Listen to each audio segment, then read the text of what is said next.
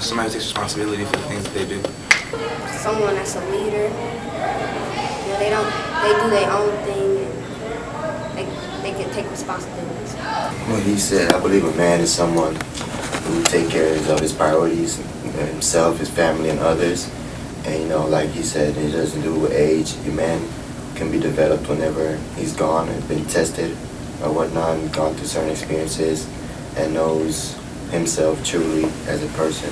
So he provides, basically finances. Financially, he's got a job, and then what you say is he's got to keep keeps him happy. He takes care of the house. A man is a male who's independent. A man is someone who has something going for themselves. Like something we can all say is age isn't necessarily a factor every time when you're talking about something like this. A man has an education to me. A man has a job. A man has a career. Someone who can play the role of a leader as well as like a wise person. A man is someone who can live up to do all his responsibilities that he has to do in life, like provide for his family or get a good job. A man is someone who meets up to their standards. It's a man is someone who does something, even though it might be hard, for the right reasons, takes responsibility for it. A man is someone that stands his ground, so it's a both combination. It's not defined by age or color. It's just a male model that knows that at a young age he must prosper, and it's gonna be tough. Someone that stays to his word and stays true to himself. That's a man. You gotta have a job, money, house. And a man is a person who realizes that he has priorities. Because you can, you can buy a house, you can have a job, and you can have a wife, and you can have kids, but you cannot be a man.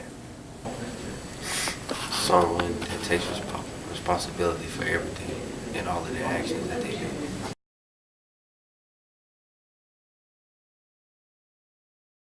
I feel like we're getting to that point where we know what's going on, to hold our own responsibilities, have our moral lessons we have to learn and things like that. So slowly we're putting the puzzle pieces together and making a big picture. I do. A man is someone who takes responsibility for their actions. They don't run, they don't hide, they don't blame others. They stand up for what's right, what they believe in, if it's right. I consider myself as a young adult growing up into becoming a man. I'm not a man yet. I still got developing to do. But like when you're growing up, there's things that you have to step up to do. I mean, I'm a leader. I'm the man in the house. My dad, he's a part of my life, but he's not inside the house either. So like he just said, he's taking the trash out. He's the one taking care. He's the one getting stuff done that she's not gonna do herself. I'm the male. So it's not, am I a man? It's do I have a choice at this point? So, I mean, we can't decide whether we grow up or not. It's something we have to do. Why? I don't think I'm responsible. I don't really consider myself a man until I have responsibilities, like looked upon as someone who knows what to do. I consider myself a man because I brought up 3 brothers of mine, all by myself, mom working. At a young age, I saw that it's gonna be tough, and that I had to put an alpha male dominance and have a point of view saying, well, this is what's gonna happen. I can either cry about it or I can actually man up. Yeah. And going through an experience of at a young age, no father, like almost all of us, it's that feeling that makes you know that you are a man inside. And you just waiting for the age. You deserve to get that age. I haven't reached the goals that I set in life. Like right now, we're still learning stuff. We don't know everything. So as of now, I still consider myself as a young adult, not a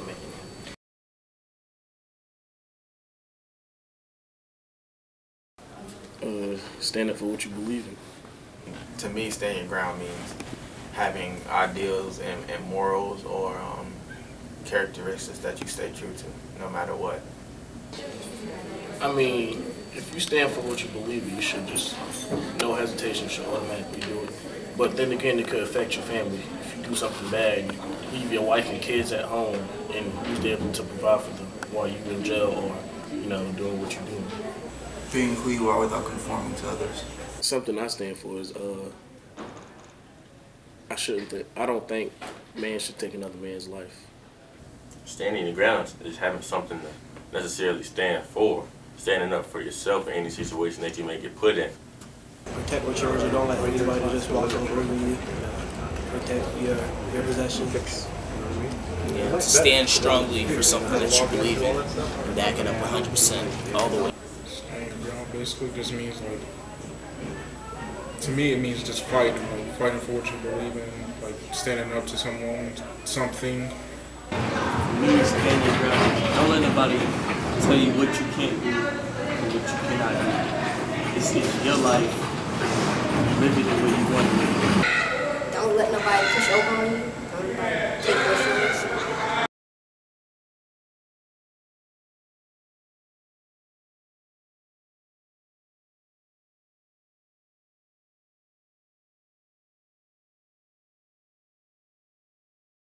It had a man, right, and his facial expressions have showing that he was upset and he was screaming at a police enforcement. Police force. Okay, cool. I don't think, the obedience wouldn't really come into place because, if you are doing something that you're not supposed to be doing, then you should take responsibilities. I'd actually say both of them showing obedience, because you would say something to him, and he would say, "Oh yeah, let's get up, let's do this, let's do that," and then the police, he got a head chief or whatever, and they telling him what to do. So both of them showing obedience to what they want and what's right. I think the police officers show morality because they're taught to like deal with people, and they're taught to they're trained to help people, and basically I think what he's doing is it's obviously a riot going on, so I think what he's doing is just stopping something before it gets out of hand. Because the man's just doing his job. And the guy that's screaming is just doing what he can do in the Constitution. Freedom of speech. He's probably cussing him out, telling him, "Hit me, I dare you. If you do it, guess what's gonna happen?" Or he's just running off at the mouth. So the police officer's actually showing the bigger man, even though we don't know what the situation is, due to the fact that the police officer's not reacting the way he probably wants to. He's being a bigger person. I feel like if you were listening to what somebody else inspired you or what you feel isn't right or wrong, you would automatically take on that role of morality. But if you're simply doing something because you have to, because that's your job, that's what you get paid for, that's that check that's coming in, you know what I'm saying, every 2 weeks, then you have no choice but to be obedient. It might be necessary in that time. You have to do that because that's your job. It's all about perspective, you see, because the police officer, he's doing what he's told. He's following his orders, he's following his directions, he's being obedient. So in his mind, he's doing the right thing. But the man standing up to that, whatever he's standing up for, he's got his beliefs, he's got his morals, and he thinks he's doing the right thing by standing up for what he believes in. So he thinks he's being right. And the true irony of obedience and morality is that the police officer wants the man who's standing up for things to be obedient and do what he's told, and the guy standing up for things probably wants the law to be a little bit more moral in his opinion.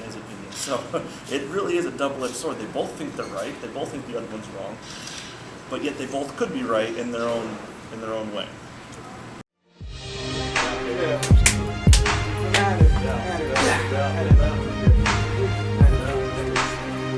That Hamilton, you listen to